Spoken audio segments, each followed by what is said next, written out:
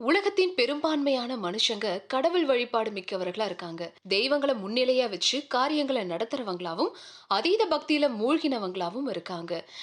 இந்தியாவுல கர்நாடக மாநிலத்தின் துளு நாட்டின் பகுதிகளான தெட்சண கன்னடம் மற்றும் உடுப்பி மாவட்ட கிராம பகுதி மக்கள் காட்டுப்பன்றியின் முக வேடமிட்டு அதை வணங்குறத பூதகோளா ஆட்டம் அப்படின்னு சொல்றாங்க. இதன் மைய தெய்வம் தான் பஞ்சூர்லி. பூதகுளம் அப்படிங்கிறது கர்நாடகால துளு இன மக்களால போற்றப்படக்கூடிய தெய்வீக நடனம். பூதம் அப்படின்னா ஆவி, கோலம் அப்படின்னா நாடகம் அல்லது நிகழ்ச்சி அப்படின்னு அர்த்தம். மக்களால வழிபடக்கூடிய பஞ்சூர்லியின் தெய்வீக வேடத்தை அணிறவங்க விரதம் இருந்து ரொம்பவும் பரிசுத்தமா தன்னை பராமரிச்சு முழு மன பக்தி நிலைய அடைய அந்த இன மக்களின் தெய்வீக பிரார்த்தனையே காரணமாகுது. பஞ்சூர்லி மட்டும் இல்லாம இது போன்ற பல தெய்வ ஆவிகள் மக்களால வழிபடுறாங்க. பொதுவா பூதகோள ஆட்டம் தொடர்ச்சியா இல்லாம குறிப்பிட்ட சில சடங்குகளுக்கு மட்டும் நடக்குதுங்க. பஞ்சூர்லி அப்படிங்கிறதுக்கு காட்டு பன்றி அப்படின்னு அர்த்தம்னு சொல்லப்படுது.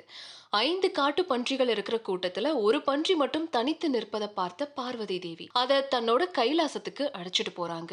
பற்களின் வளர்ச்சியால அதன் தொந்தரவு தாங்காம அங்க இருக்கிற பயிர் நிலங்களுக்கு பாதகம் ஏற்படுத்துது அந்த பன்றி.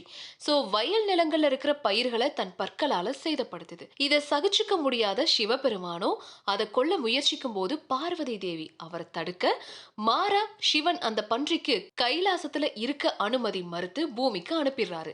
பின்னாடி அந்த பன்றிய பயிர் நிலங்களை பாதுகாக்கும் தெய்வீக ஆவியா இருக்க கட்டளையிட அது அப்படியே ஆயிடுச்சு. இப்படிதான் பஞ்சூர்லி அப்படிங்கிற தெய்வீக ஆவியால ஆட்கொள்ளப்பட்டவங்க தெய்வ நிலையை அடைஞ்சு ஆடும் நடனமா இந்த பூதக்கோளா கருதப்படுது. எல்லாராலையும் இந்த நடனத்துல பங்கேற்க முடியாது. இதற்காக பயிற்சி பெற்றவர்கள் மட்டும் தான் கலந்துக்க முடியுமா. மேலும் இவங்க சமுதாயத்துல மதிக்கத்தக்கவர்களாகவும் வாழ்ந்துட்டு வராங்க.